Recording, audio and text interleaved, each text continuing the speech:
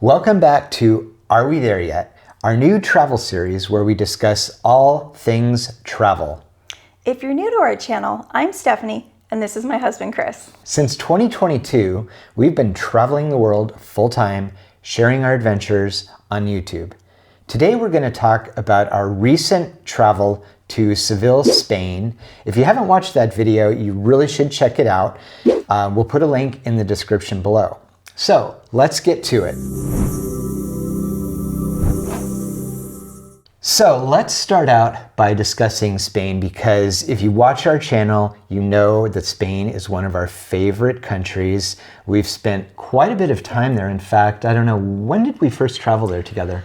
I think the first time we were in Spain, I think was 2012, 2013. So We actually went with my dad. Oh, yeah. And I mean, I got to say a big shout out to my dad because he's the one that got me interested in Spain to begin with. I really didn't. Now, this is, in the late 2000s, and he started traveling there quite a bit. And he was the one who said, you've got to come to this country. It's amazing. At that time, it was like truly a hidden gem.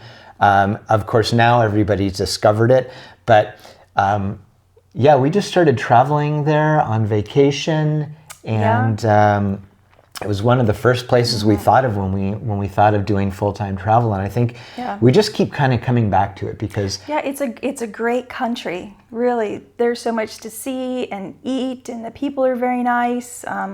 Weather's good, and it's got a real melting pot of people too. We've met people from all over the world that live there. You've got lots of cultures bringing their cuisine in. And of course, historically, Spain was introduced to a lot of the cuisine from the Moors and the Romans. I mean, everything there is so multicultural. So it's just a great place. And I think we just kind of keep returning. Yeah, there's an ease and a familiarity that we find in Spain that we really enjoy. So yeah, it's always on the top of our list when we think of where we want to go next. So our travel this year was a little bit skewed. We had a lot of different plans, and they kind of fell through. And what we said was, why don't we just go back to a country where we really feel comfortable? And that country was Spain. And we decided we would go to Seville because it was a place that I think were one of the first places we traveled to together. Yeah, we had been in the city for just a few days, I think maybe 2 or 3 nights, actually. So we saw, maybe hit a couple of the main tourist things, but really didn't know the city that well. So it was an easy choice. Yeah, and of course, when you arrive, we flew in from Chicago, actually, and stopped over in Portugal, and then we flew into Seville. And we always like to do some kind of ride hailing, like Uber or Bolt, or in the case of Spain, they also have a company called Cabify. It turns out that Uber was available, and it's fairly inexpensive. The one thing I will say about finding the ride sharing, I don't know if you agree with me on this, is it was a little wonky, like trying to figure out where to actually go when we left the airport. Yeah. It's a small airport. It's a small airport. So here's the tip. You walk out of baggage claim, cross the street, take a left, there's a parking garage, and it's the bottom floor. And that's where all the ride hailing apps will pick people up. So easy tip there. Yeah, but that's typically our preferred way of getting places is ride hailing if we can do it. Yeah. All right. So our one of the questions that we wrote down for ourselves is, what is something interesting that people should know about Seville in particular? And I think one of the things that I thought of and came to mind was Christopher Columbus. And in fact, I thought Christopher Columbus sailed to the Americas from Seville, but that's actually incorrect. He actually sailed from port nearby called Huelva, I think. I don't know if I'm pronouncing that correctly. I think, yeah. But Seville is associated with Columbus because after trade was established with the Americas, Seville ended up with this monopoly on all of the trade. So all the trade had to come up the river into Seville, and Seville just made a ton of money from all of that trade. And then Christopher Columbus, at one point or another, his remains ended up being brought to Seville. I don't exactly know where they were from, but I think they were like in the New World somewhere. No idea where he died. So I don't know. I'm sure somebody will correct me if I'm wrong about that. But his remains were brought to Seville and then entombed in the Seville Cathedral. And there's a really large sarcophagus that's very ornate that's in the cathedral.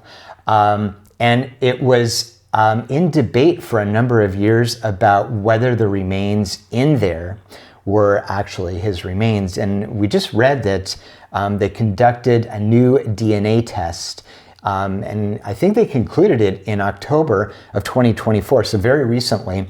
And they confirmed that his remains are actually interred there. So, and they somehow, I think, established that by comparing them to some of his known relatives.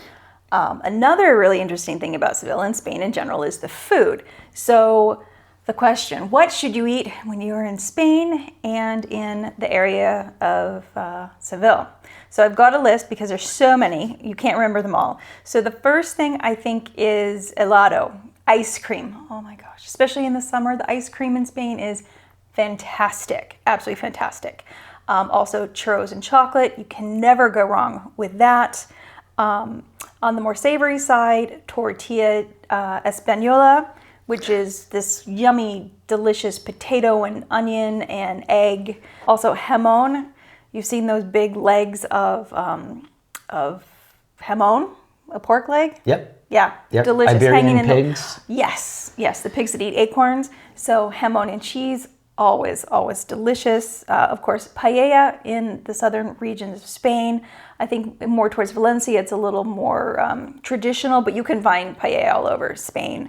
Also shrimp is very good. All sorts of seafood around Spain, but the shrimp in particular we enjoy. There's also a myriad of tapas and pinchos you can try in tapas bars and in restaurants where you have delicious piece of fresh bread and just unimaginably delicious things put on top. Now I was going to ask, because I don't know if everybody knows what a tapa is. Oh, it's just like a small bite.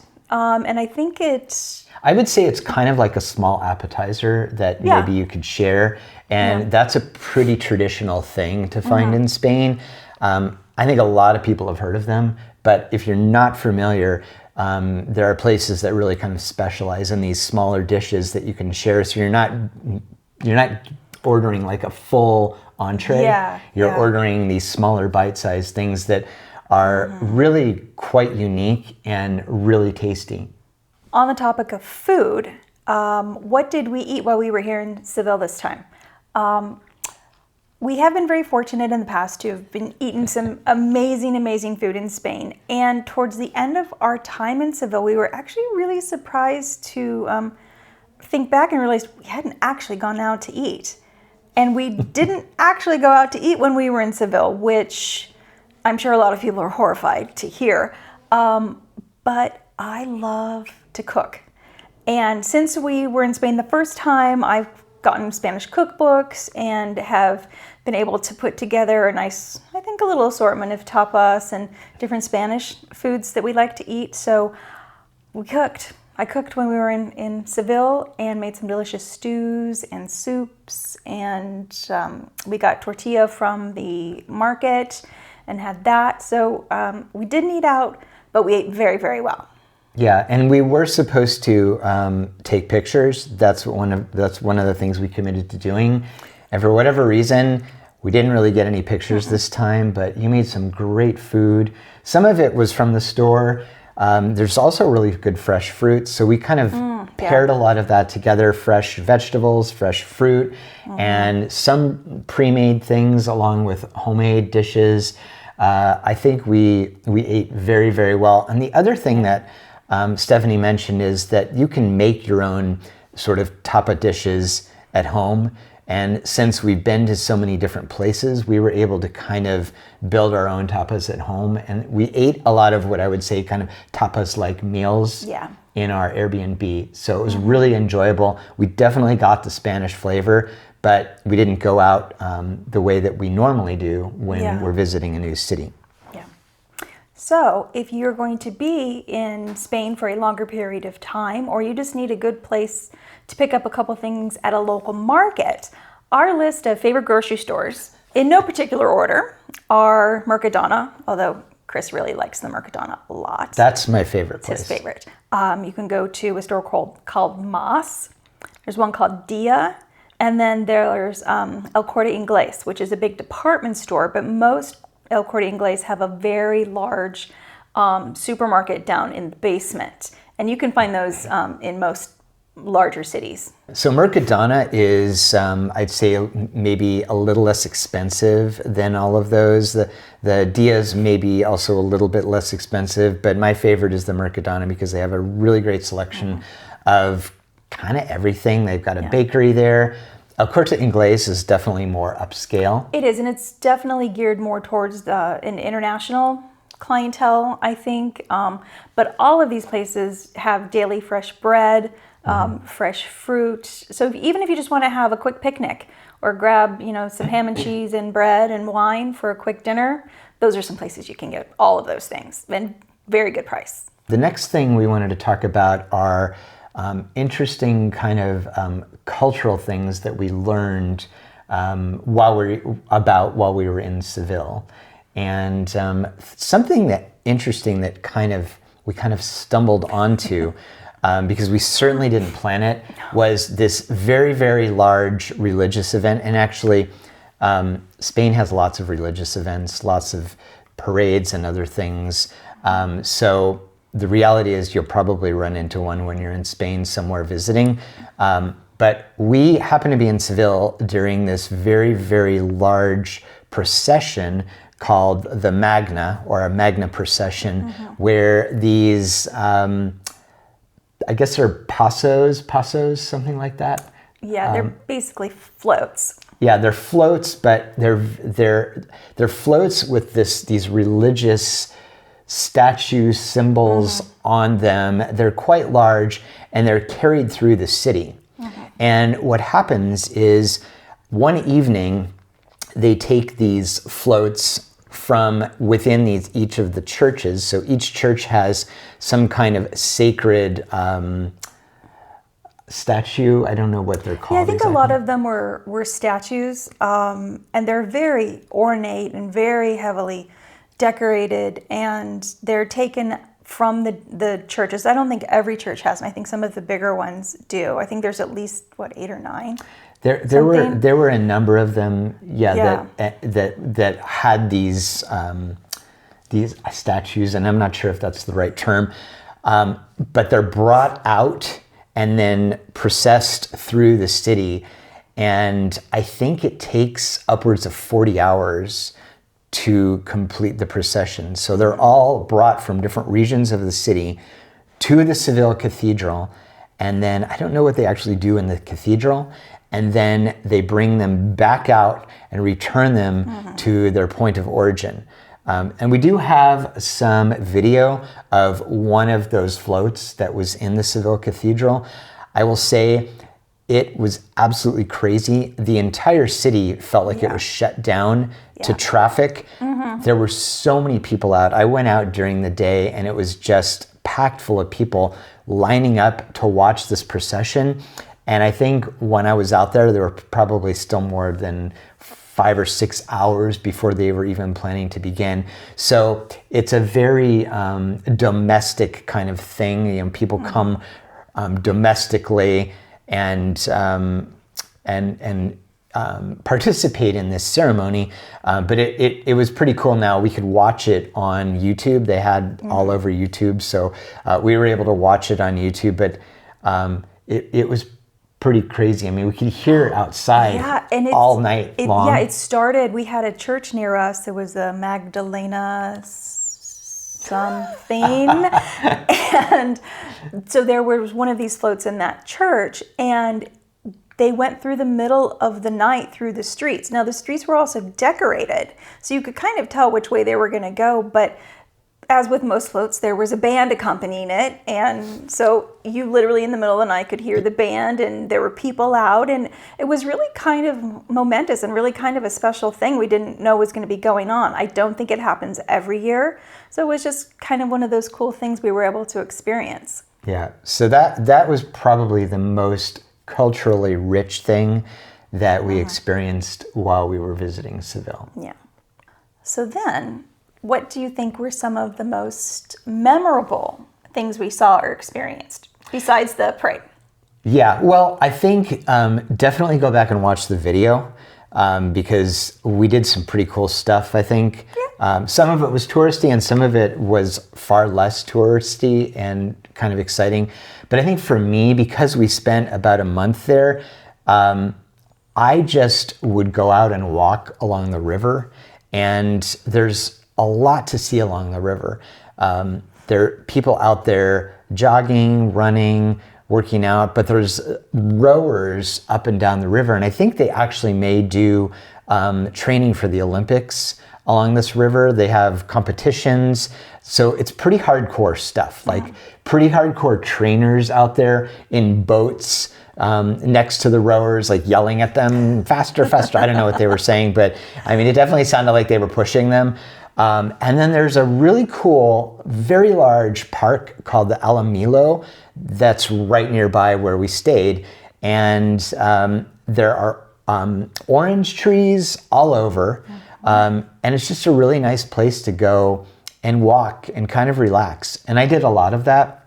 I would go out and walk and just, you know, kind of get some exercise in and see the sights. And I don't know, I just really enjoyed that. For me, that was really memorable. Yeah. I think for me, the most memorable thing was going to Italica, the ancient Roman city that was there. And I think, I mean, if you watch the video, which hopefully you do, we do like Roman history a lot. And we've been fortunate enough to see a lot of old Roman cities or ruins, I guess. But I think this was the first time I saw a Colosseum, which was really just amazing to me. And I think most people have seen Colosseums on TV or in movies, you know, that type of thing. And they were really central to the cultural life of Rome. And to be able to be standing on the floor of the Colosseum and looking up into all the seats and just imagining there's some person standing in the bottom and we've got thousands and thousands of people yelling and all the energy that was there. And then also to be able to look underneath the floor and see all of the tunnels that were there. And I think that's really what kind of struck me were just the tunnels, because that's where the animals were kept and where gladiators were before they were lifted up to the floor of the Colosseum. And that was really just very striking. It was very personal. It was a very personal thing because people were really there and they were really in those spaces. And it was just, for me, it was kind of profound, actually. Yeah, and given that was the first city that was built, the first Roman city built in Spain, it was kind of like awe-inspiring to go there and see this massive Colosseum. What surprised you most about the city? Or was I supposed to answer that one? Oh, you can go first. Okay. What surprised you most? So I think it's funny because everybody knows that people eat late in Spain. Yes. And I mean, that's sort of the cliche, right? But I don't feel like every city eats as late as Seville, and I could be wrong. I'm always amazed by how late places stay open and how late they open up in the morning. So I would go out to walk in the morning around 9 o'clock a.m. and it always felt like I was up at like 5 o'clock. Like you and I, when we would go out, we'd be like, it just feels like it's so super early because there's no one around. Right. Nothing's open. There's no people. It was really... It's so quiet. Yeah. So that always kind of amazes me because Spain is probably one of the few cities that I think we've traveled to where people stay up so late. But it's so fun to go out in the evening. Yeah. You know, people are out with their families, children are out, they're playing. Yeah. There's so much conversation. There's just this like this kind of energy. Yeah, this energy, the sound of people talking. That it's hard to find that anywhere else. Yeah. So yeah. That's mine. Yours? Okay. Mine, two things. One, the river, just how used the river is. Chris mentioned the rowing, and really, I mean, you'll see different sized boats out there, one person, two people, up to I think 8 people in boats, really, really heavily used. And I think a couple days after we were leaving, they were actually hosting a regatta on the river, and that really surprised me.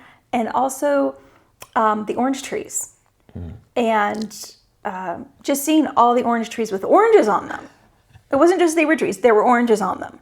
And then it dawned on me that Seville oranges they're bitter oranges, and that's what is used for marmalade. Typically, is Seville oranges. So I think just seeing all the oranges, the fruit on the trees, it's really beautiful. And then smelling the orange blossoms too, it was really nice. Yeah. How easy would you say it is to get around the city if you're visiting? Very easy. Very, very walkable city, great sidewalks, and it's always nice just to kind of literally wander through the streets and, oh, that looks a nice direction, oh, that looks a nice direction. So it's very walkable. There's also a tram there, which we didn't actually end up taking. We just walked everywhere, but very navigable. There's also a metro that's relatively new, Oh. but I don't know that either of those modes of transport are really something tourists would use, because they don't extensively run throughout the Old Town part of the city. Buses are always a little confusing for me in a new city. We didn't actually take the city buses because it was so easy to walk from one side to the other. I think you just kind of get on the bus and pay with cash. And we did that within like an inner city bus when we went to Italica and the monastery. So again, if you haven't seen our Spain video, you should check it out. Monastery is fantastic. It really is fantastic. But it's pretty easy to figure it out. And, you know, to be really honest, you can use Google or YouTube to figure out how to do it, because somebody somewhere has recorded exactly what you need to do. Somebody's made a video about it. We have 2 other topics to discuss, and this is more broadly with Spain in terms of like, what is the best way, because most people are probably not going to a single city and then leaving. Most people are probably visiting a few cities. Yeah. What, in our opinion, is the best way to travel around in Spain? Trains. There's a very extensive train network in Spain, and I think, doesn't it have the most or the longest?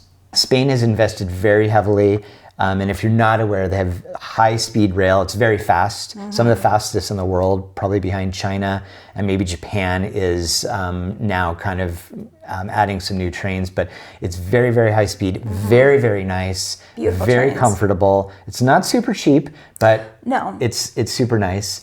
That's probably the best way to get around. If you're looking for a little bit more budget way to travel, bus can be good too. Rail doesn't go everywhere, and in fact the way it kind of works is everything kind of goes through Madrid, so it branches out. So sometimes you need to go back to Madrid to get to where you're going, and a bus might be a little bit better way to travel. So for example, if you're going from Seville to Granada, probably the best way to go would be via bus. That would be a faster way to get there, but and it's also a nice way to see the city, or sorry, to see the country on the bus. So those are probably the 2 best ways to travel, train being probably the best way. Yeah, definitely. And I think the last thing we wanted to talk about was what's been in the news lately about Spain and tourism, especially in like Barcelona, but maybe some other cities as well, in terms of people not being as happy with tourists. Over-tourism. Yeah, over-tourism. We had mentioned in another video about how we had to change our plans. We'd actually planned to stay longer in Spain, and we wanted to actually stay from through Christmas and New Year, because New Year is an amazing time to be in Spain. An amazing time to be in Spain. And we had planned to go to Salamanca and stay there. However, the town council... Yeah, the town council had made a decision, I think, limiting the number of Airbnbs a single host could have. I think that's what it was. So our host had at least two properties. One was in a more central location than where we were going to be staying, and I think that's the one they decided to keep, which makes sense. And they contacted us and said, hey, this has happened. And then we had to move on from there. So we decided not to stay in Salamanca. Everything kind of became a little bit of snow globe of what do we do? But it has worked out, though. Oh, it's absolutely worked out, yeah. And the great thing is that we're visiting a city that we absolutely love as a consequence of that.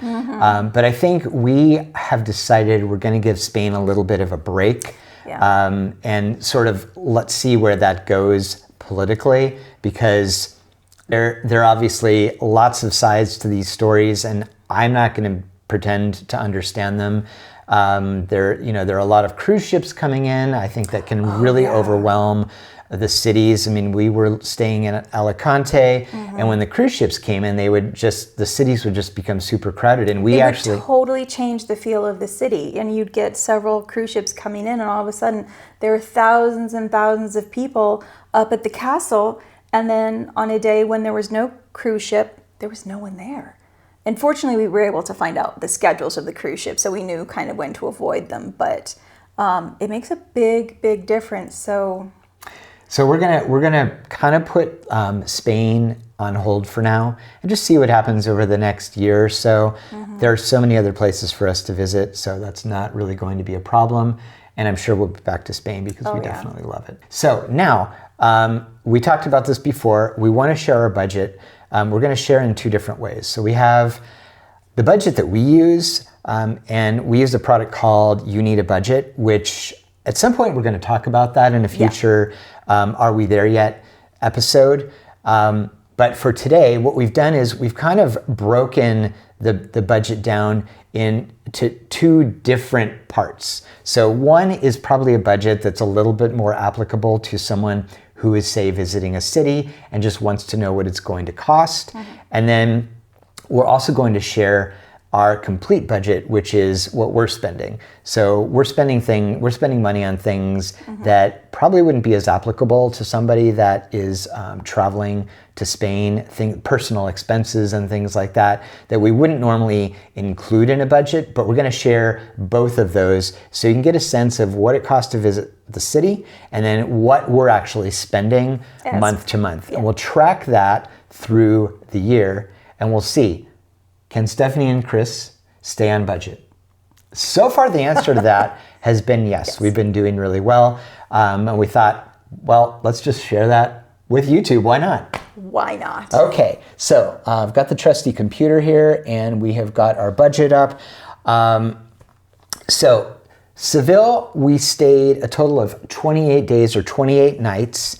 And for our accommodations, we spent $1,899, which is over our monthly budget. We typically don't like to exceed $1,800. The good thing with the budget is that some months we spend less money and some months, typically not that many, we overspend. And in this case, we overspent, but we know we're going to make that up. That cost us about a little bit over $67 a day for our accommodations. And that was an Airbnb that I would say we were not super impressed with. It wasn't bad. It wasn't bad. But it had a number of problems. It did. For example, the dishwasher was broken and it had a note that said broken. We wash dishes by hand. So the dishwasher is not really an issue for us. But if you're someone who likes a dishwasher, it could have been an issue. It was not. We had 3 space heaters, but the thing is, we could only plug one in at a time. Oh yeah, or the circuit would break, right? So that happened like 4 or 5 times. The circuit blew. Right. Yeah. And so what I mean, we laughed about it a lot. But we had one space heater that we would sort of wheel in toward the bedroom and then wheel back out. And then when we went and took like a shower and used a hairdryer, we had to turn off the space heater. We learned that. We had to juggle a few things. I mean, it wasn't a terrible accommodation. No, it wasn't. But it certainly wasn't one that we would recommend for other people to stay in. We just weren't that thrilled. especially because of the cost, right? If it had been $1,300 a month, okay, that's maybe okay. But, it is getting a little pricier to stay in Spain. And so that's what we had for accommodations. Let's move down to groceries.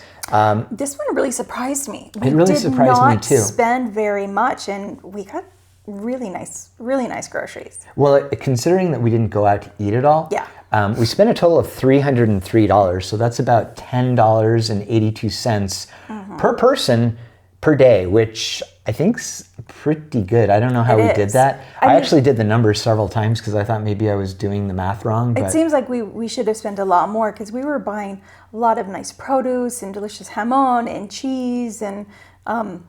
But we did watch what we spent, and we did shop at the Mercadona, which again is my favorite place, and they're very inexpensive. I mean, I'd say overall, the cost of food in Spain is very reasonable. Very reasonable, and the quality is very high. Yeah. Yeah.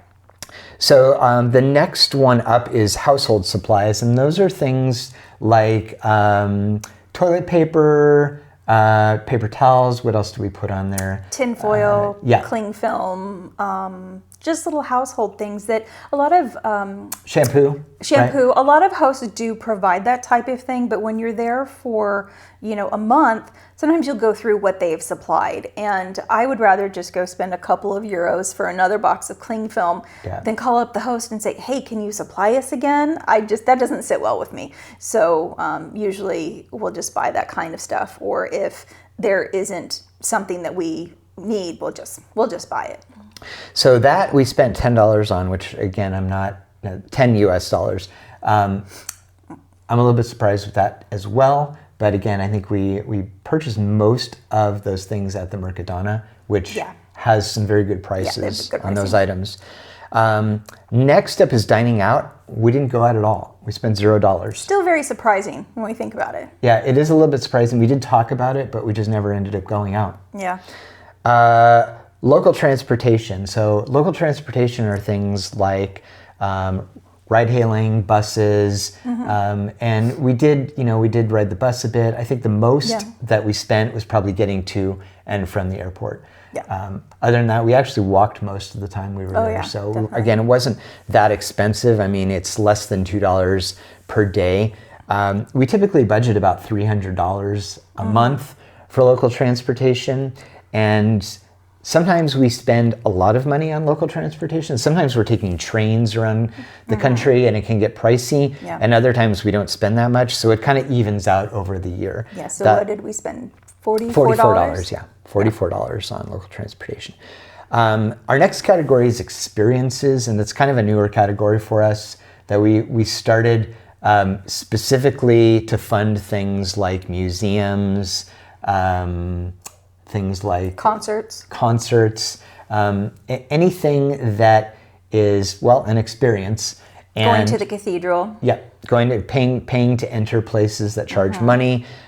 We used to have a discretionary budget, and we still do, that we would use for that. But we decided we were going to fund specifically things that we would do together. And so this month we spent $35 on experiences, and that included all of the things that we did. I think the Seville Cathedral, Italica. The monastery was free. I think the most expensive thing we did was the cathedral. Yeah. And then finally, wherever we go, we have our mobile phones, as I think most of you do. And we always get a mobile data plan. Now, we've been using eSIMs for since we started traveling. He is the eSIM king.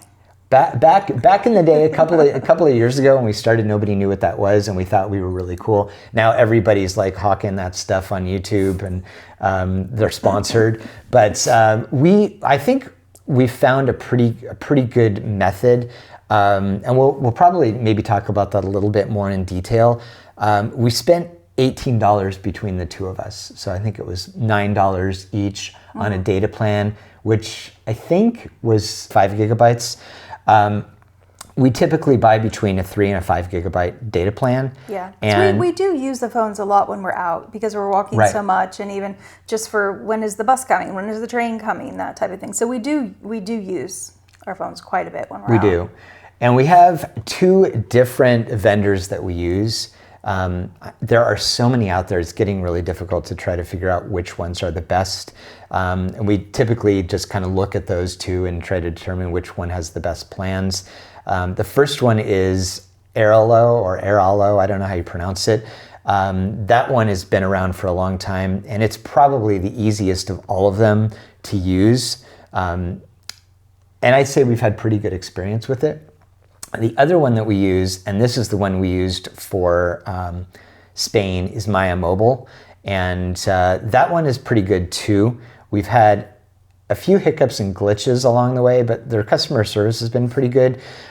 So again, I think either one of those we could recommend. They're pretty easy to use. And we've had pretty good experience with them, considering we've been using them now for 2 years and going on 3 years now. So next we're going to flip over to talk about our complete budget, and that is we're going to start, because that budget includes what we just discussed. We're going to start below mobile data, and that is our US mobile phone plan. So when we travel, we always have 2 eSIMs, one for the US and then one for the country or the region that we're visiting. And for the US phone plan that we have, we spend about $24 a month. That is on the absolute cheapest T-Mobile plan that we can purchase, which gives us a gigabyte of data. The reason we have it is so we can keep our phone numbers. It's $10 a month plus taxes, which makes it end up being about $12 a month each. So it's not an expensive plan. It's a little hard to figure out how to buy it. I think it's a T-Mobile Connect plan, but it works well for us. We use, anytime we need to make a phone call, we can do Wi-Fi calling. So it's very compatible with what we're doing. And even when we go to the US, we end up buying a local data plan because we just don't have enough data to get by in the US, but it works out. We're constantly kind of evaluating what we're doing, and I'm considering making some changes to that. But for right now, at least for the time that we're traveling, we're pretty happy with that plan because it allows us to keep our phone numbers and do the things we need to do with our iPhones, which primarily is going to be iMessaging. International transportation is the next item, and that is, again, probably something that's not necessarily applicable to someone that's traveling to one of these cities that we're visiting, but we wanted to just share it just for the insight.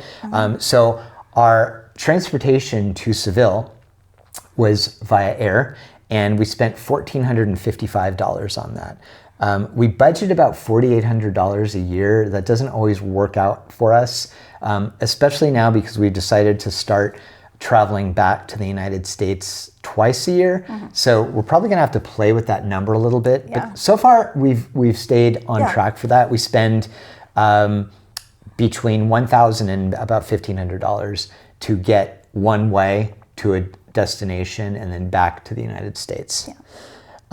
Digital services. Now, digital services is basically all of the services that we subscribe to, computing services, things like that. And I've made a little note here about what they are.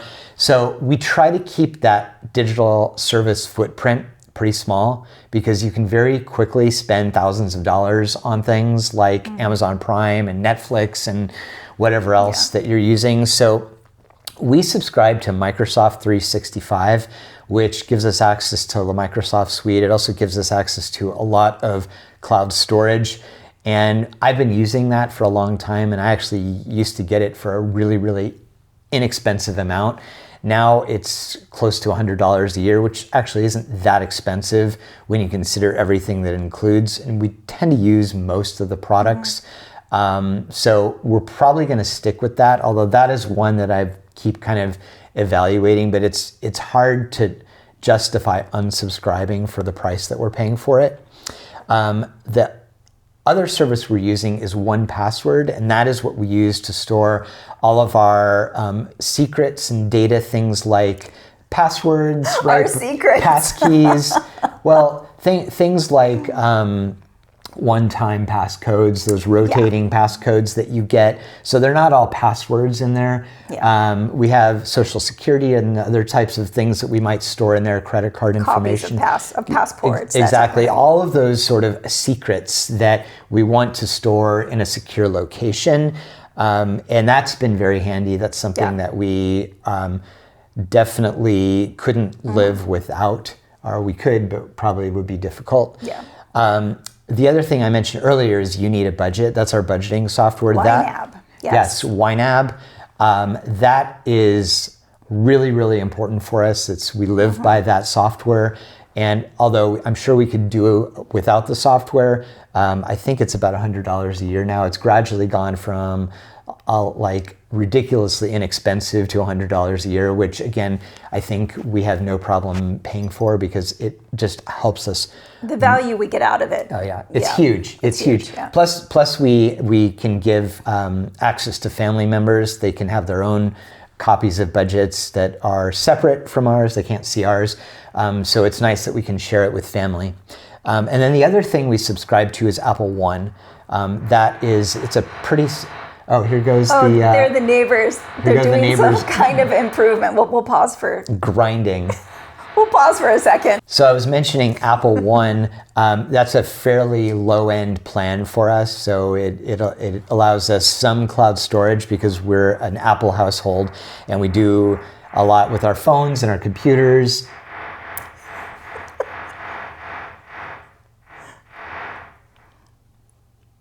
So we do a lot with our phones and our computers, and we need some cloud storage with that, but we try to keep that kind of minimal. And then we also do music subscription because we love listening to music. That's really important for us.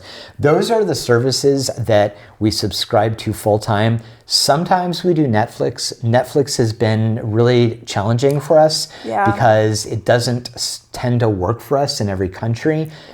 We've had now several times where it just doesn't work and it gives us an error, and that's a known issue. So what we found is we actually can get it free in some Airbnbs. And I think the next place we're headed to, it's going to be included. So nice. We'll just use it for free.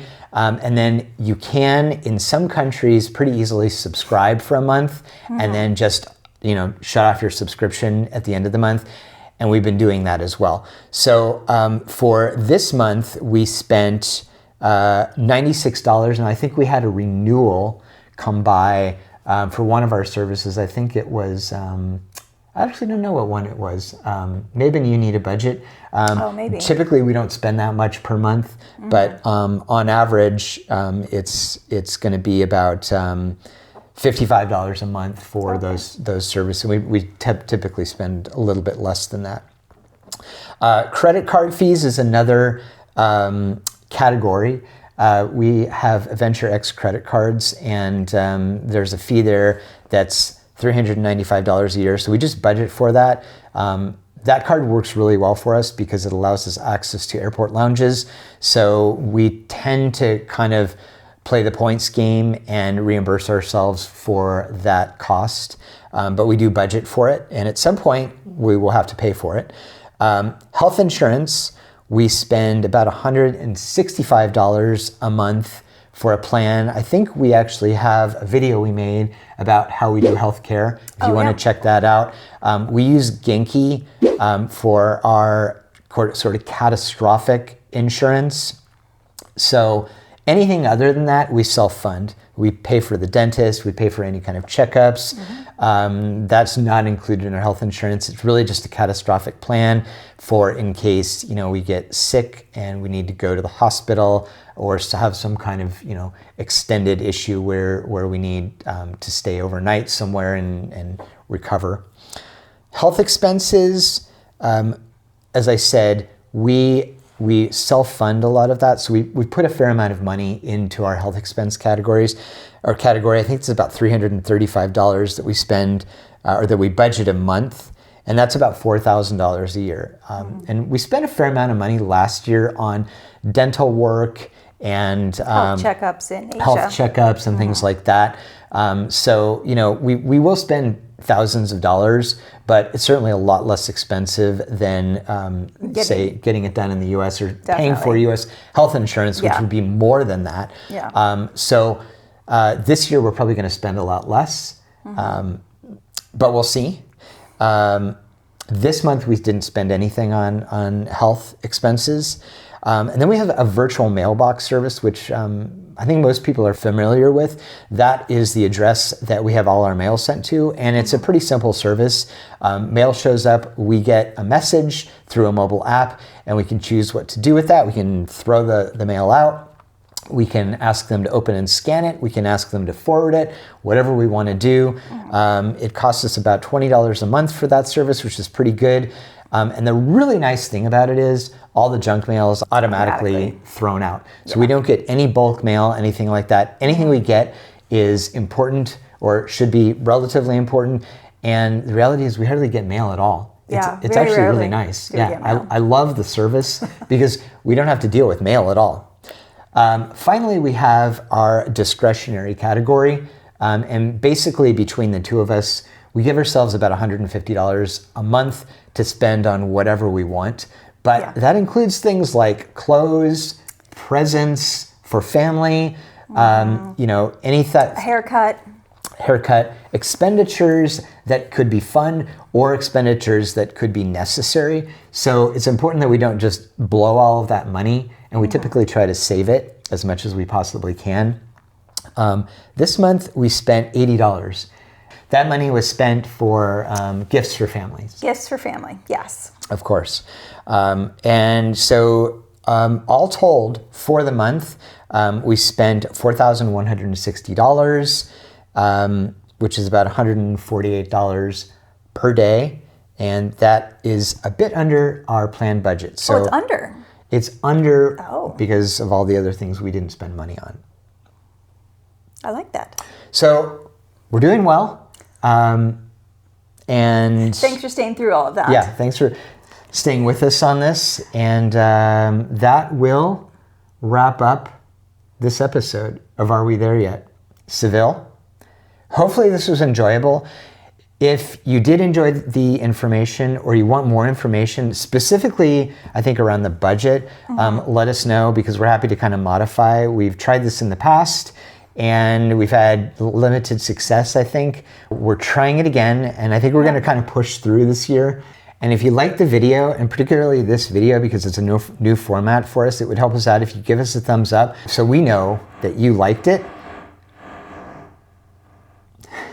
The neighbor. The funny thing is, this is coming from above us, and we're on the top floor. We're on the top floor. So I have no idea what they're doing. Who knows? I mean, somebody's got to be sawing up there. Who knows what it is? Anyway. We hope you liked the video. Subscribe if you like our channel, and we'll see you in the next one.